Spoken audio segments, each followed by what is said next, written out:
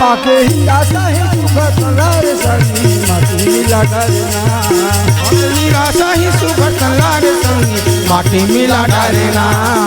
हीरा सही सुखत लार संगी माटी मिला डरना पाके हीरा सही सुखत लार संगी माटी मिला डरना माटी मिला डरे कायाला माटी मिला डरना माटी मिला डरे रे कायाला माटी मिला डरना माटी मिला डरे कायाला ते माटी मिला डरना पाके हीरा सही सुखत लार संगी माटी मिला डरना पाके हीरा सही सुखत लार संगी माटी मिला डरना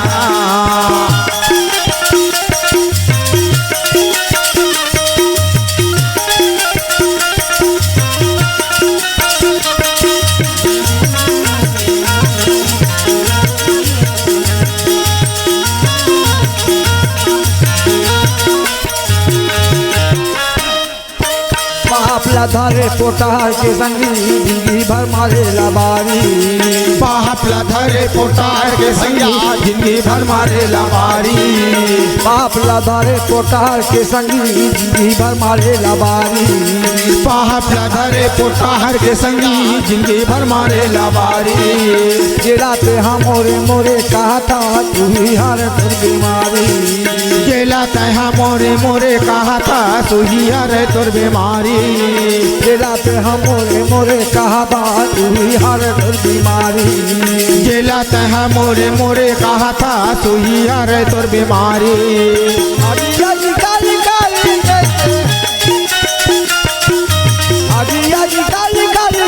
तोरे तलवा गवा डरना पाके हीरा सही सुरत लार भैया माटी मिला डरना पाके हीरा सही सुरत लार भैया माटी मिला डरना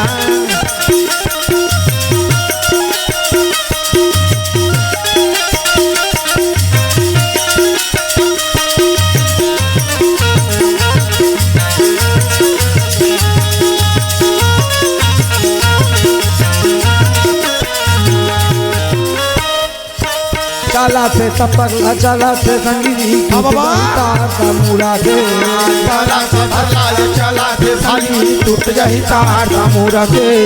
चला से तपकला चला से संगी टूट जाही तार मुड़ा के चला से तपकला चला से संगी टूट जाही तार मुड़ा के चारों 24 माने मिले बनैया टोला दी बना के चारों 24 माने मिले बनैया कौन तोला दी बना के चारों 24 माने मिले बनैया टोला दी बना के चारों 24 माने मिले बनैया कौन तोला दी बना के कोठी के धरे सब पिहावा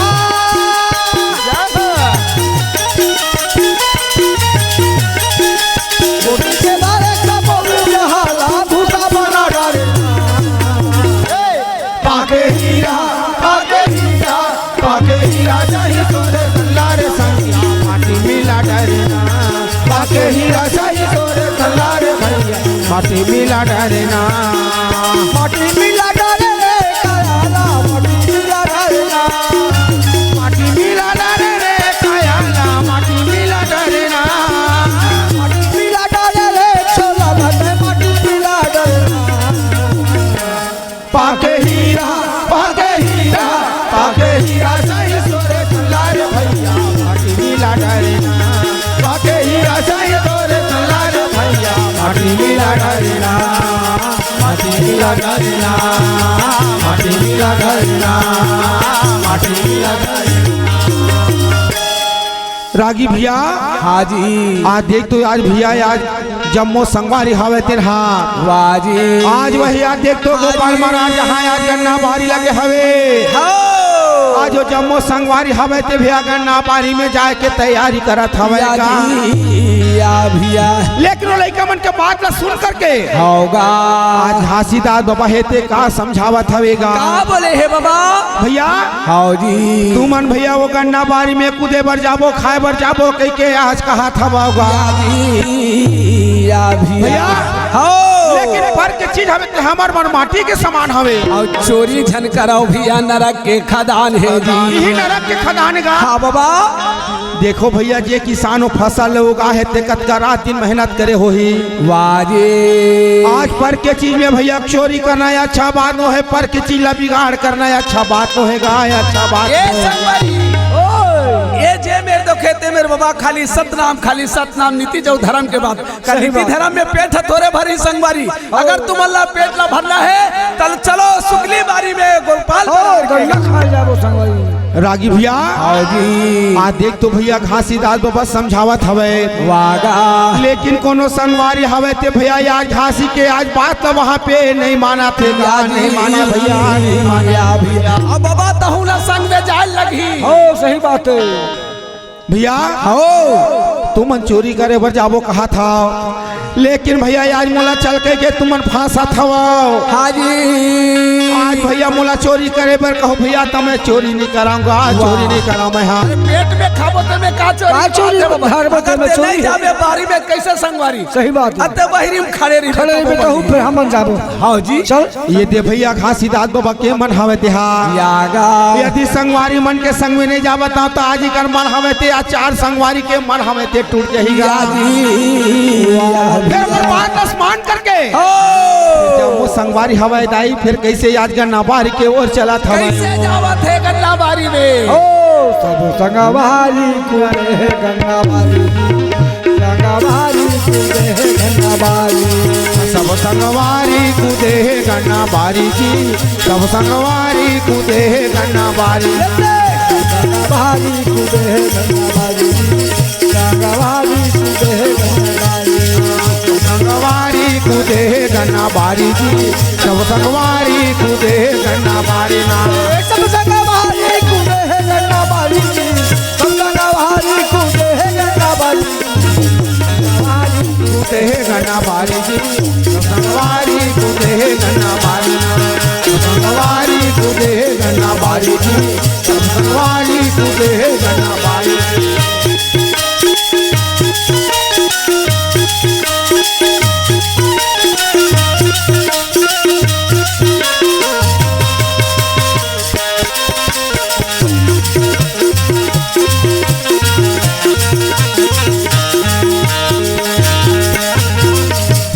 खाते या बहुतेला फेंके, तोरेला खाते या बहुतेला फेंके,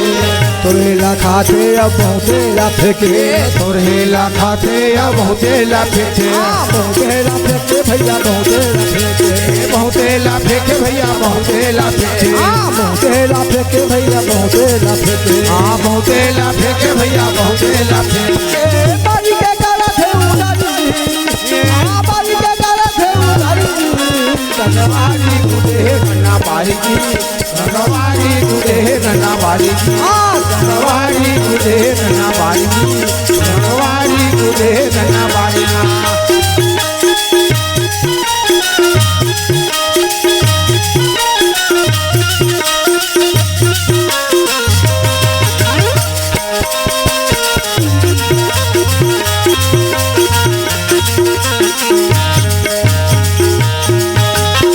ओ दिलाया के रखवारे कुदावे, ओ दिलाया के रखवारे कुदावे, ओ दिलाया के रखवारे कुदावे, ओ दिलाया के रखवारे कुदावे, रखवारे कुदावे, रखवारे कुदावे, रखवारे कुदावे, रखवारे कुदावे, रखवारे कुदावे, रखवारे कुदावे, रखवारे कुदावे, रखवारे कुदावे। तेरी बीड़ी ले कहा भागे, तेरी बीड़ी ले कहा भागे हो,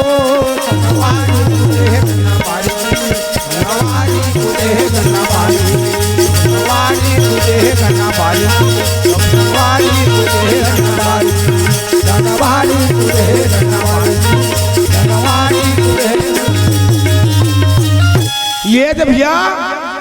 आज लड़का हवे तिमन भैया देख दो आज गन्ना बारी में कूदे हवे, कूदे हवेगा आज वही समय में गोपाल मरार हवे तिन्हा। आज देख तो भैया अपन गन्ना बारी ला देखे बरावत रहेगा जी या भैया। अब गोपाल मरार जब देखे हो घासी दास बाबा है ते भैया देख तो संगवारी हवे तिमन ला फिर कैसे चिल्लावत हवे, कैसे चिल्ला है, अरे भागो भागो भागो चोर चोर चोर। रागी भैया हाँ जी जब अत्ता बात ला सुनेगा जय होएगा आज संगवारी हवे तिन मनहा हाँ जी देख तो भैया अपन अपन प्राण ला बचा करके आज बारिश से आज भागी हवेगा या जी या भैया वही समय में गोपाल मरार हवे तिहा होगा देख तो भैया अपन गन्ना बारी पहुंच जातेगा जय होगा जी जब वो गन्ना बारी में आके देखे हाँ जी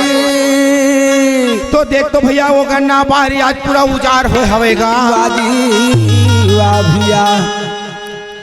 गोपाल मरार सोचेगा वागा देख तो ताई का रात दिन मेहनत करके ये गन्ना उगा रहे हमें हाँ जय होगा जी लेकिन आज मोर गन्ना बारी के आज जम्मू रूप से आज उजाड़ हो गया हवेगा या जी या भैया बालक घासी वहीं पर खड़े रहा है खड़े रहा जी गोपाल मरार हवे ताई आके बालक ला पकड़ ले थे वो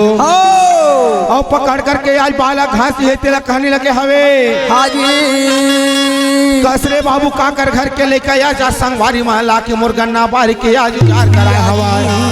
या भैया अत का बात ला सुन करके होगा और बालक घासी हवाई दाई ते का बतावत हवे जय होगा जी बाबा हो आज काकर घर के लेकर है कि मोला पूछा था जय होएगा आज मोर पिताजी के नाम महंगू दास हवे हाँ जी और ओकरे घर के में ओकरे बेटा हराम या जी या भैया और मोर नाम घासी हवे जय होएगा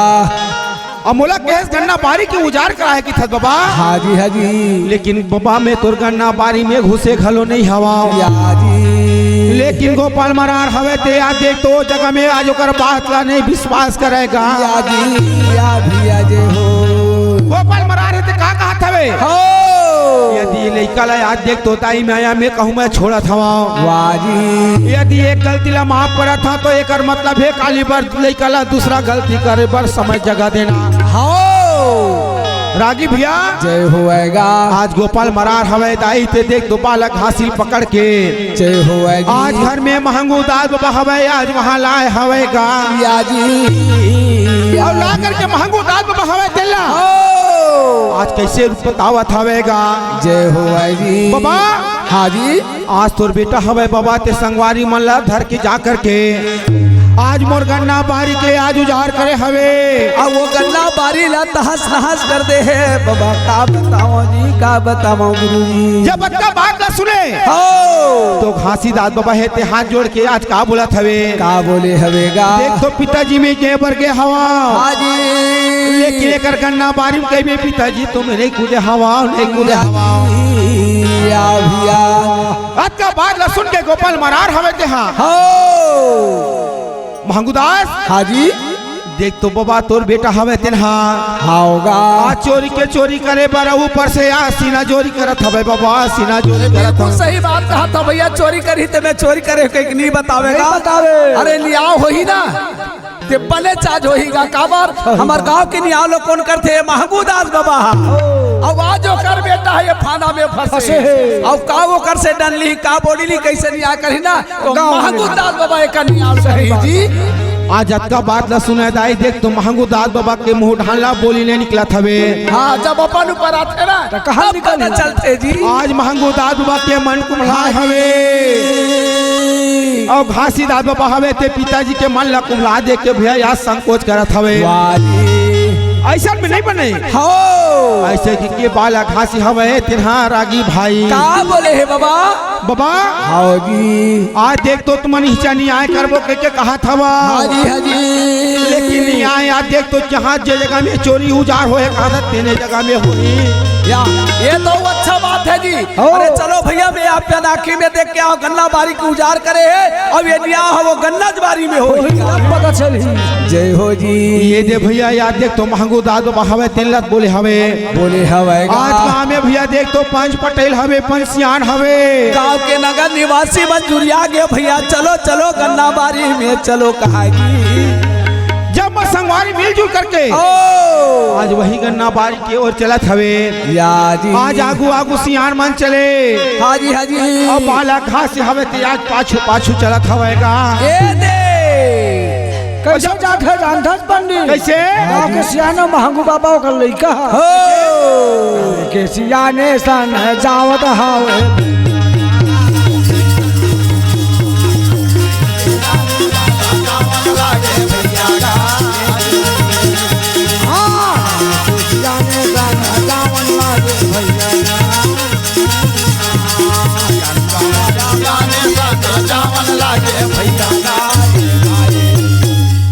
लड़का ला महंगू बाबा सब झल बला के ले हो पाछुम गांव से आवन घलो जात जावा थे के उजारे हो है तेरा दिखावे भैया दिखावे भैया उजारी हो है तेरा दिखावे भैया ये दे भैया हाजी गांव के सियान भैया आगू आगू जावत हवे जावा थेगा हाँ सिद्धार्थ बाबा है ते पीछे पीछे चलत है बाजी और पीछे पीछे चलत हवे और आज पूरा पितला कैसे स्मरण करे हवेगा का स्मरण करे है बाबा बाबा हाजी आज देख तो बाबा ये मृत लोक के मानव प्राणी आज मोहमाया में फंसे हवे हंसे हवाएगा आज हिचक के मानव प्राणी सच बात लो बोलबे तो पतियाने वाला नहीं है ये जी अब बाबा ते हिने मोला भेजे हवस हो देख तो बाबा वो गन्ना बारी के वास्तिकन में उजार होए हवे लेकिन बाबा आज ऊँचा जाके देखी तो मोर बदनाम नहीं हुआ बदनाम हो तो तोर हो ही होगा बाबा हो आज देख तो भैया वही आज सत्य नाम दे रहा हैगा जय हो जी आज वही नाम के आधार में पूरा है स्मरण करे हवे हाजी हाजी और वही मेरे भैया देख तो वो गन्ना बारी में फिर कैसे ढंग के आज बरसाए पुरस्कृत हवे देनागा जय हो फिर कैसे अमृत बरसात हवे हो बरसाते हमारी धारा गाना बिछा बरसाते हमारी बरसाते हमारी धारा बरसाते हमारी धारा गाना बिछा बरसाते हमारी धारा बरसाते हमारी धारा गाना बिछा बरसाते हमारी धारा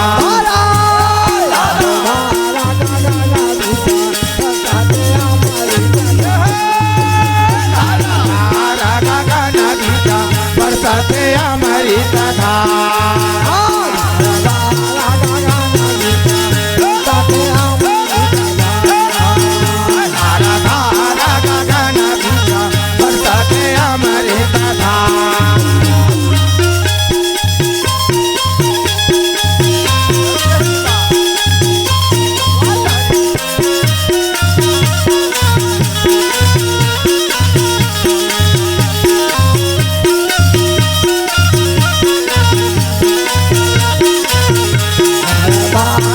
गाना बिछा बरसाते हमारी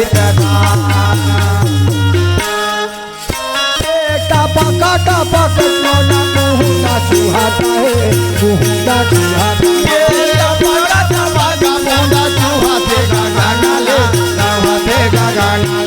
टपका टपक बूंदा चुहाते गाना से चुहाते गाना ये टपका टपका चुहाते गाना चुहाते गाना भैया गाना तेगा चुहाते गाना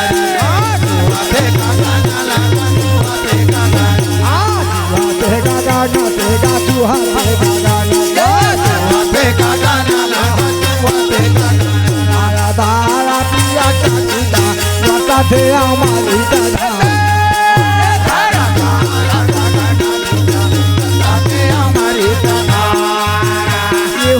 बरसाते हमारी दादा गाना बिचा बरसाते हमारी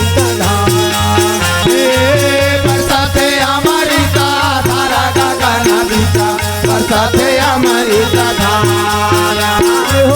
बरसाते हमारी धारा गाना बिचा बरसाते हमारी धारा बरसाते हमारी धारा गाना बिचा बरसाते हमारी दादा बरसाते हमारी धारा गाना बिचा बरसाते हमारी धारा बरसाते हमारी रागी भैया जब गन्ना बारी में जब गांव के नगर निवासी लेके पहुंचेगा होगा जब वहां जाके देखा है तो देख तो भैया गन्ना बारी में आज गन्ना के मारे बारी में गन्ना कट करत रहेगा। वो गुरु के महिमा अपार है भैया, जे मेरे एक पैर टूटे रहते मेरे दो पैर जागे रहेगा। और जे में भैया यार दो पैर टूटे है ते मेरा चार पैर जागे हवे। वो गुरु के महिमा अपार हवे, दाई होकर महिमा के वर्णन कोनो नहीं कर सके भैया। महिमा हवे ते अपरंपार हवेगा। जब गन्ना बारी में जाके देखे तो गाँव के नगर निवासी हवा दाई तो देखेगा। जय हो जी। वही जगह में आज गोपाल मरार है तेला बोलत हवे भैया ते आज हमला बुला के लाए हवा देख दुआ तोर गन्ना बारी में कहीं उजार नहीं होए। हाँ भैया। अरे ते पेड़ गन्ना बारी के उजार होए कि था ये का मजा के सियान होकेगा। लेकिन आके देखा था भैया तो गन्ना ते गन्ना एक पेड़ घलो नहीं टूटे हवे हवाएगा। आज गन्ना के मारे तोर बारी में गन्ना कट आवत हवे। और काय से बात हो कि जे मां घासी के नाम लेते बदनाम करे बरधारे हवा। जय हो आएगा रागी भैया। जब बारी ले देखे हाँ जी तो गोपाल मरार के दाई मुंह ढाला बोली नहीं निकले। होगा महंग उदास बहते का बोलत हवे। हाँ बोले भैया जी। भैया हाँ जी। देख तो भैया मोर बेटा से ऐसे का गलती होए हवेगा। का भूल हो गए कौन जन्म के बदला ले बारे आज चार के बीच में बदनाम करत हवस बाबा जी। ये मां मोर बेटा के नाम लते बदनाम काबर करे बरधारे हवा। अब वो गोपाल मरार भी जान डरी से ये घासीदास गुरु के महिमाए। आज देख तो आज बाबा गुरु घासीदास के पहली महिमाला। हाँ जी। आज देख तो गांव की रतुल में वो गोपाल मरार जाने हवेगा। अब वो गोपाल मरार वो दिन से मन में ठान ली अब गुरु बना हूँ तो ये घासीदास बवाला बना हूँ। और का कहा थवे का कहे हवे जी। आज देख तो भैया आज वो माता यमरोती हमें तेला स्मरण करे हवे। जय हो। देख तो ताई ये संसार सागर में आज रहते हाँ आज तोर बेटा के महिमाला अपन आखिर में देखते दाई अमरौती। आज तोर बेटा तो ज्ञान वाला हवे। जेकर महिमा के दाई आज हमन बखान नहीं कर सकन वो। हाँ जी। फिर वही जगह का बोले हवे। का बोले है या मेरा होती न दाई वो अमीरा होती न मैया वो। जगह जगह माँ तोर ललना महिमा दिखावा थे वो। जगह जगह माँ तोर ललना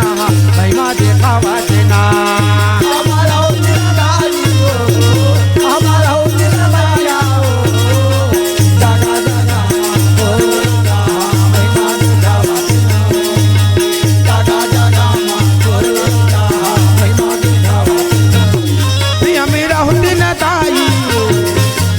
होती ना मैया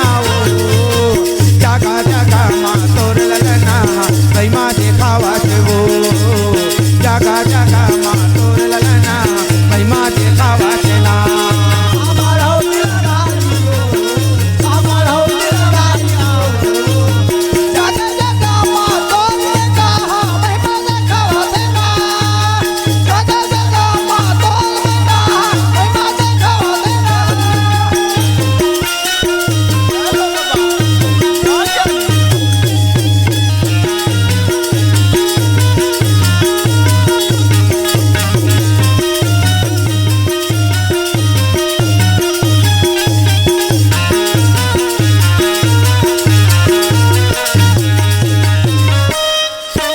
पहली महिमा दिखाए वो दाई गन्ना के बारी मगाए वो। गन्ना के बारी मगाए पहली महिमा दिखाए वो दाई गन्ना के बारी मगाए वो। गन्ना के बारी पहली महिमा दिखाए वो दाई गन्ना के बारी मगाए वो। गन्ना के बारी मगाए पहली महिमा दिखाए वो दाई गन्ना के बारी मगाए वो। गन्ना के बारी मेरा होती न दाई वो मेरा होती न मैया वो। जगह जगह माँ तोर लगाना महिमा दिखावा वो। जगह जगह माँ तोर बेटा महिमा दिखावा देना।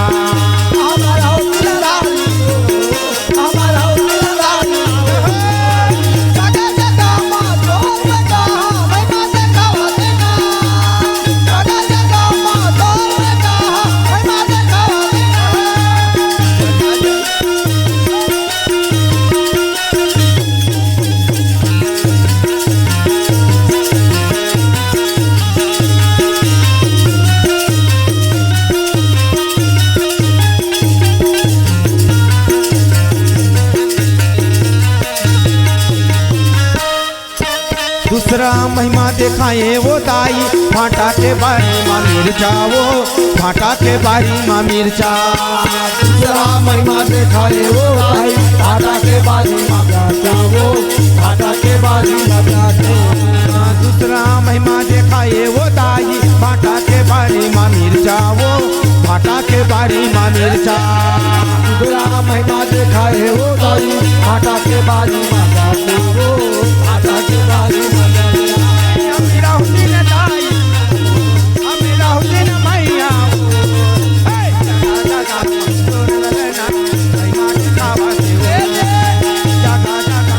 तोर बेटा महिमा दिखावा तेरा हमारा उतरा दालू हमारा उतरा दालू जगा जगा माँ तोर बेटा महिमा दिखावा देना जगा जगा माँ तोर बेटा महिमा दिखावा देना जगा जगा माँ तोर बेटा महिमा दिखावा देना ये दे भैया हो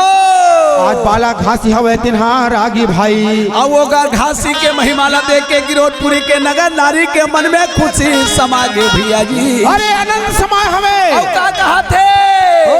बोलिए संत गुरु घासीदास बाबा की जय अमरोती की लाला की जय बाबू के दुलारा की जय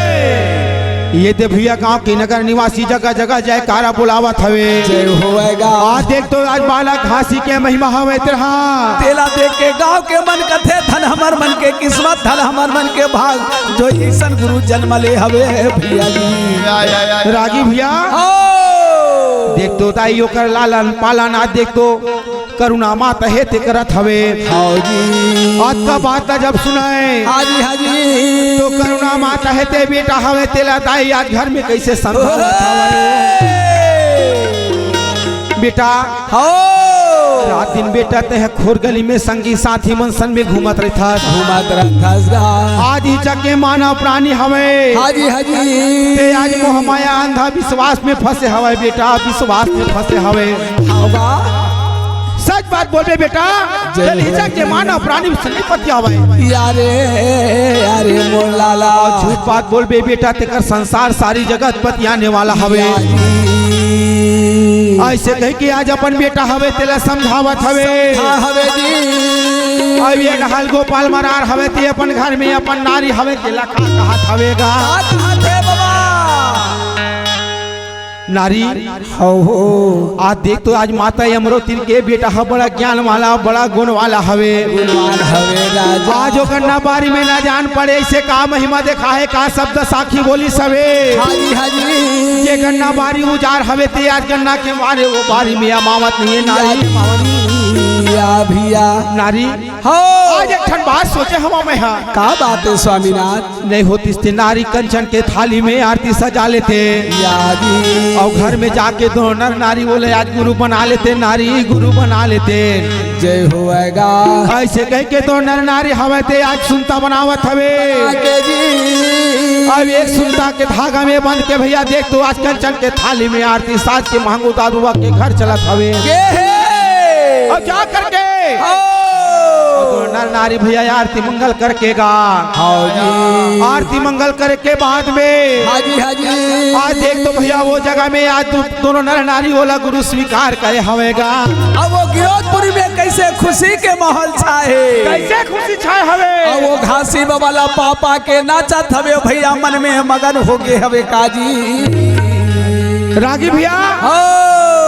घासीदास बाबा की उम्र हवे 7 साल के 7 साल के उम्र है अब वो 7 साल के बुढ़वा मन होकर चरण में गिरे भैया बड़ा तारीफ के बात हवे जी अरे खुशी के मारे हो आज देख तो भैया ओकर चरण कमल में गिरे हवेगा अब वही समय में गोपाल मरार के नौकर अपन खान में बैठार के वही में ओकर घर रहा है भैया नाचत नाचत अपन घर में ले जाते जी और जब घर में लगते तब ओकर घर के सियन ही देखते ये मन भाई हागे है दाई ये मन हा भाई हागे है वो काबर कैसे 7 साल के लड़का के चरण में 7 साल के बूढ़ा बना ये हवे जानो मानो ये अगम जानी हो गए तैसे मार ये का जानदार ही अटकी वाला लड़का वो डोकरी कहा हवे घासीदास बाबा कथे यहू भाई हागे है ये कोरोना ये नल हा ये बहेलिया हो गए है दाई हो होगा दाई मैं कुछ नहीं जाना, जानने वाला वो परमात्मा है दाई। वो पूरा पिता भेजे हवे ते जानत हवे। कत का सत्य बताइए, कत का सती कथे में पूछा था दिल बता दी ऐसे कथेगा। देख तो दाई मोला पूछा था बस में का जानू दाई तोर घर में का हवे तेला। नहीं नहीं तोला भाई माँ दे खाते कथे तो ये बता हमार माई घर के कोठी में का है चलते बता दे भला। या देखेगा आज देख तो भैया डोकरी हवे ते आज कैसे ढंग ला बोला पूछा तो कर महिमा बुझा थवे। आज का बात ला सुन के बाला घास हवे तिलहा हाजी आज डोकरी हवे तिलला वही जगह में का बोला थवेगा। काबर जाला थे घासी दाल बाबा एकर कोठी में कहीं न कोनो मुसवा गिरी तो भूखे मर जाई। मर जाही घासी दाल बाबा कथे अगर कोठी में अन्न नहीं कहू तो ये मोला लबरा समझ जही दाई। तो घासीदास बाबा हवे तिलहा का कहे देख तो दाई धान लयते कोठी में काबर धरे हवा वो जे छावत नहीं बनाते तोर कोठी के अनहा भूया में गिरा थवे दाई वो। आज जाके दाई बोला तहा सकला कर लेबे दाई सकला कर लेबे वो सकला कर लेबे। नौकरी वत का बात ना सुनी तक खल खला खा दीते कुछ नहीं जाने दाई। दाई हंसे मेरी बने तो भीतरी घर में जाके देख भला और जाके देखे सही में वो माता कोठी ला वो धरती में छलकत रहा है काजी। वो छलक के घर में गिरे हमें तो बोला विश्वास होते हो जाके गुरु घासीदास के चरण में गिरे और जब चरण में जब गिरे हवेगा और जब चरण में गिरे तो गांव के नगर निवासी का कहा थवे का कहे मैं तो चरण मनावा हो बाबा मैं चरण मनावा